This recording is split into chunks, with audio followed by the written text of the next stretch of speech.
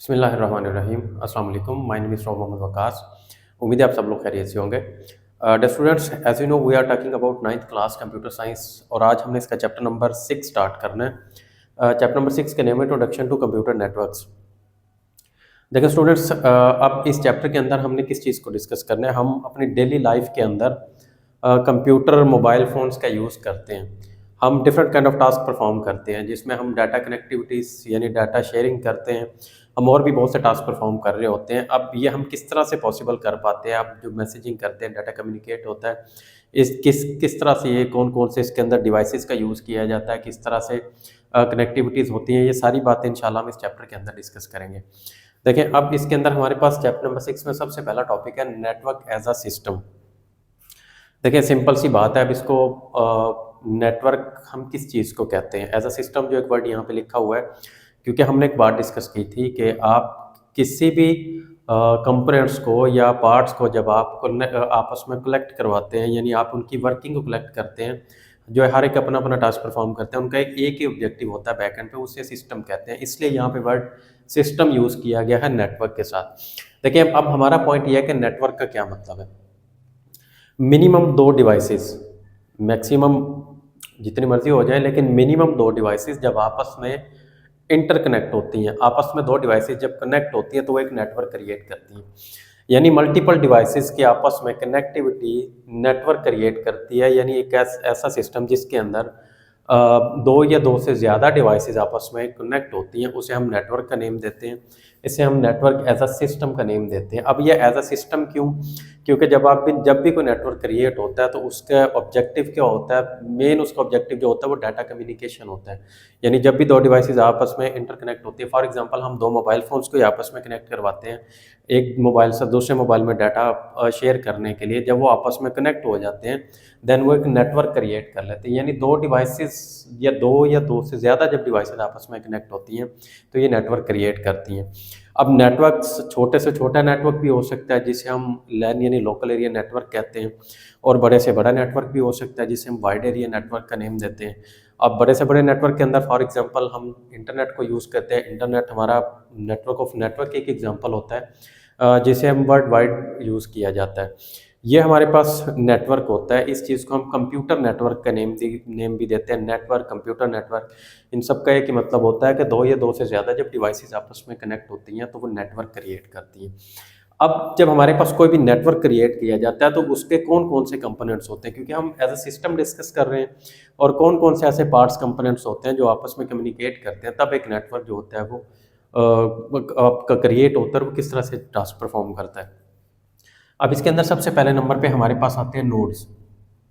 देखिए students, nodes क्या होते हैं। हमारे पास किसी भी नेटवर्क के अंदर वो डिवाइसेस होती हैं जो आपस में इंटरकनेक्ट होती हैं, उन्हें हम नोड्स कहते हैं। फॉर एग्जांपल हम अगर इन दो कंप्यूटर्स की बात करें कि हमने दो कंप्यूटर को आपस में कनेक्ट करवाया हुआ जिसने नेटवर्क क्रिएट किया, तो ये जो दो डिवाइसेस हैं इन्हें हम नोड्स कहते हैं।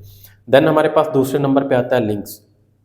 लिंक्स हमारे पास वो ज़राए होते हैं जिनके थ्रू हमारे डिवाइसेस आपस में या नोड्स आपस में कनेक्ट होकर नेटवर्क क्रिएट करते हैं। हमारे पास दो तरह के लिंक्स हो सकते हैं, वायर्ड और वायरलेस।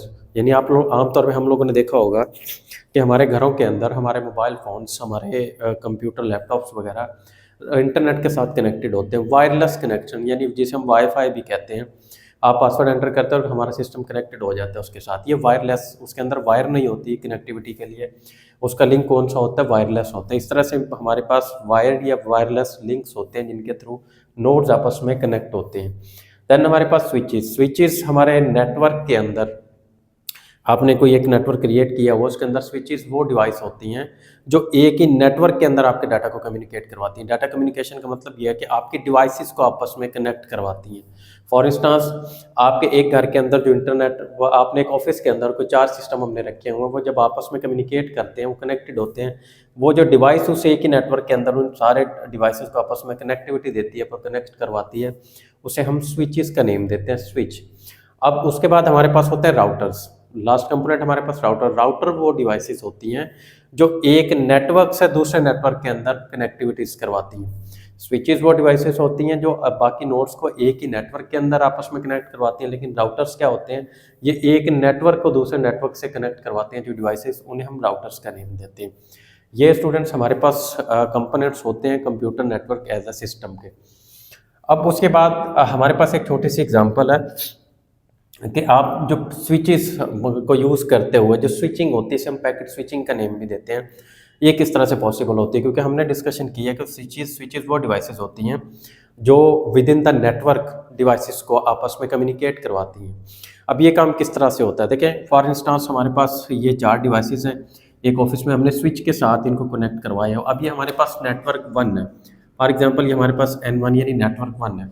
अब स्विचेस क्या करती हैं, स्विच वो डिवाइस होती है जिसके साथ विद इन द नेटवर्क सारी डिवाइसेस कनेक्ट होती है। किसके थ्रू कनेक्टेड होती हैं, ये मैक एड्रेस के थ्रू, यानी हर एक डिवाइस का अपना एक एड्रेस होता है जिसे हम मैक एड्रेस का नेम देते हैं। मैक एड्रेस के थ्रू ये सारी डिवाइसेस इसके साथ कनेक्टेड होती हैं।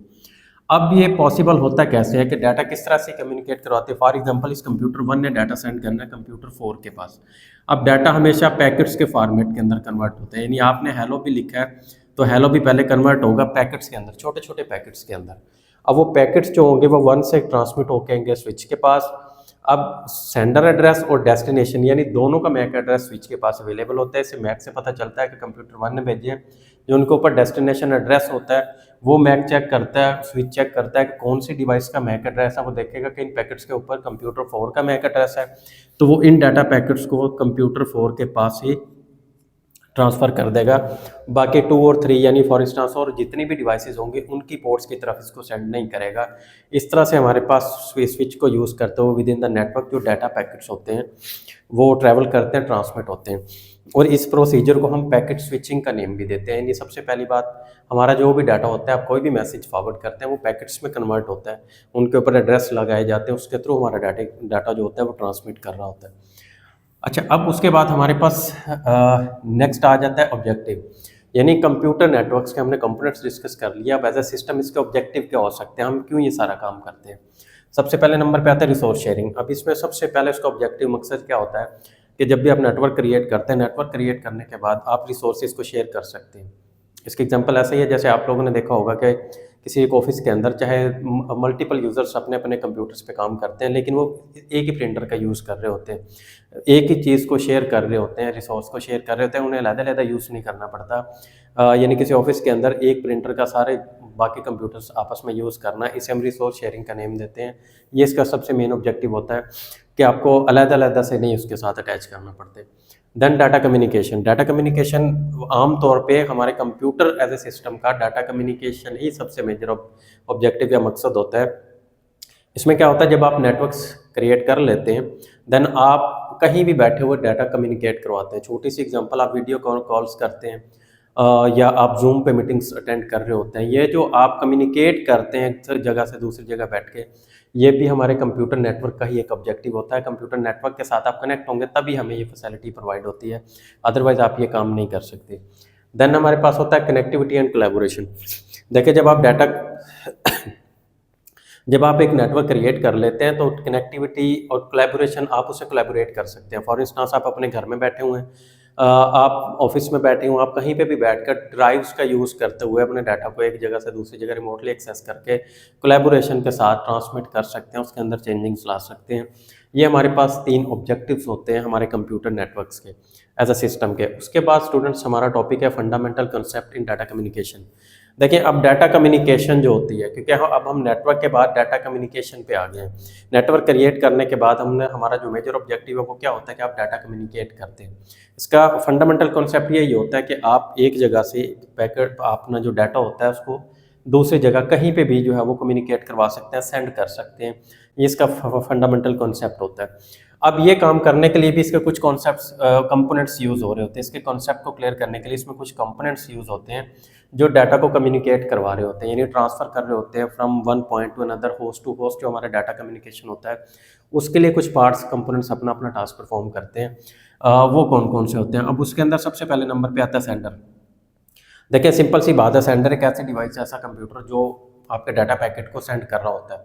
यानी आप अपने मोबाइल फ़ोन से अगर किसी को मैसेज करते हैं, आप जो मैसेज टाइप करके मैसेज सेंडिंग के बटन पे क्लिक करते हैं, आपकी डिवाइस उस टाइम पे सेंडर होता है। देन रिसीवर वो डिवाइस होती है जो सेकंड एंड पे, जिसके पास सेंडर अपना डाटा सेंड कर रहा होता है, जिसके पास वो पहुंचता है, उसे हम रिसीवर का नेम देते हैं। यानी नेक्स्ट आपका फ्रेंड या फैमिली मेम्बर जिसको आप मैसेज करते हैं, जो उसके मोबाइल फ़ोन पर जब वो पहुंच जाता है तो वो जो डिवाइस होती है वो क्या होता है, रिसीवर होता है। देन तीसरे नंबर पे मैसेज। देखिए मैसेज वो एक्चुअल कंटेंट होता है जिसमें ट्रांसमिट होना होता है, कम्युनिकेट होना होता है from one point to another. वो जो डाटा होता है उसे हम मैसेज का नेम देते हैं। अब तीसरे नंबर पे आता है protocol. Protocol set of rules होते हैं जो सेंडर टू रिसीवर दोनों एंड पे, फॉर इंस्टांस ये सेंडिंग एंड है हमारे पास और ये रिसीवर है, यहाँ पे कुछ रूल्स अप्लाई किए जाते हैं जब डाटा सेंड किया जाता है। सेम वही रूल जब रिसीविंग एंड पे डाटा पहुँचता है तो वही रूल्स यहाँ पे भी अप्लाई किए जाते हैं। इन्हीं रूल्स को प्रोटोकॉल्स का नेम देते हैं। उसके बाद हमारे पास आता है मीडियम। मीडियम हमारे पास वो मेजर वे होता है, वो मेथड तरीकाकार होता है जिसके थ्रू ये सारा काम किया जा रहा होता है। यानी हमारा मीडियम वायरलेस भी होता है और वायर्ड मीडियम भी हो सकता है, यानी वायर के थ्रू भी कनेक्टिविटीज़ हो सकती है, डाटा ट्रांसमिट कर सकता है और वायरलेसली भी हमारा डाटा ट्रैवल करता है। ये हमारे पास इसके मेजर कंपोनेंट्स होते हैं डाटा कम्युनिकेशन के अंदर। उसके बाद स्टूडेंट्स चैप्टर नंबर 6 में आज का जो हमारा लास्ट टॉपिक है वो है नेटवर्किंग डिवाइसेस। देखें यही डिवाइसेस हम अभी डिस्कस कर चुके हैं, लेकिन यहाँ पे देखें अब इसमें सबसे पहले नंबर पे आता है स्विचेस। स्विचेस हमारे पास वो डिवाइसेस होती हैं जो with in the network data communicate करवाती हैं। यानी ये वो डिवाइस होती है जिसके साथ किसी एक नेटवर्क के अंदर बाकी जितने भी नोड्स होते हैं वो सारे इसके साथ कनेक्टेड होते हैं। डाटा पैकेट्स मैक एड्रेस के थ्रू इसी स्विचिंग के थ्रू, इसी स्विच के थ्रू पैकेट स्विचिंग होती है और डाटा एक जगह से दूसरी जगह कम्युनिकेट होता है। ये वर्क किस तरह से करता है हम डिस्कस कर चुके हैं कि एक जो सेंडिंग डिवाइस होती है, रिसीविंग जितनी भी डिवाइसेस होती है सबका मैक एड्रेस इसके पास होता है। ये डाटा पैकेट्स को मैक एड्रेस के थ्रू रिकॉग्नाइज करता है और जहाँ पे इसने भेजना होता है उसी डिवाइस के पास भेजता है, उसको ब्रॉडकास्टिंग नहीं करता। ब्रॉडकास्टिंग का मतलब ये होता है कि कंप्यूटर 1 ने अगर 4 के पास डाटा भेजा है तो स्विच कभी भी ऐसा नहीं करता कि सारी डिवाइसेस के पास स्प्रेड कर दे, जिसका है वो फाइल रख ले, ऐसा नहीं होता। मैक पहचानता है जिसके पास आपने भेजा, सिर्फ उसी डेस्टिनेशन एंड पे ये उसको डाटा पैकेट्स को ट्रांसमिट कर देता है। देन हमारे पास राउटर होता है। देखिए राउटर का क्या काम होता है, राउटर एक नेटवर्क से डाटा पैकेट को निकाल के दूसरे नेटवर्क की तरफ भेजता है, बेस्ट पाथ डिसाइड करता है, बेस्ट रूट डिफाइन करता है। फॉर एग्जांपल हमारे पास एक नेटवर्क के अंदर इस तरह से डिवाइसेस कनेक्टेड हैं स्विच के थ्रू। अब ये सारी डिवाइसेस जो हैं वो स्विच के साथ कनेक्टेड हैं। अब ये हमारे पास एक और नेटवर्क है, यानी ये नेटवर्क ही चेंज हो गया। यहाँ पे डाटा पैकेट जो होगा, ये राउटर किस तरह से ये सारा काम कर रहे होते हैं। और फॉर एग्जांपल ये हमारे पास N1 है, यानी नेटवर्क 1, ये हमारे पास दूसरा नेटवर्क आ गया, इससे बिल्कुल डिफरेंट है। अब राउटर्स वो डिवाइसेस होती है जो सेंट्रल पॉइंट पे प्लेस की जाती है यहाँ पे। यानी एक नेटवर्क से जब कंप्यूटर नेटवर्क 1 के कंप्यूटर ने डाटा फॉर एग्जांपल सेंड किया है, स्विच देखेगा कि वो सारा इसी के पास वो डिवाइस अवेलेबल है। अगर नहीं है तो वो उस डाटा पैकेट्स को राउटर के थ्रू, राउटर टू राउटर हमारा डाटा पूरी दुनिया के अंदर वर्ल्ड वाइड ट्रैवल करता है जहाँ उसने पहुँचना होता है। राउटर का काम ये होता है कि ये एक डिवाइस यानी एक नेटवर्क को दूसरे नेटवर्क के साथ कनेक्टिविटी जो होती है, नेटवर्क टू नेटवर्क जितने नेटवर्क्स आपस में कनेक्टेड होते हैं वो सारे इस डिवाइस राउटर्स के थ्रू सारे नेटवर्क्स आपस में कनेक्टेड होते हैं।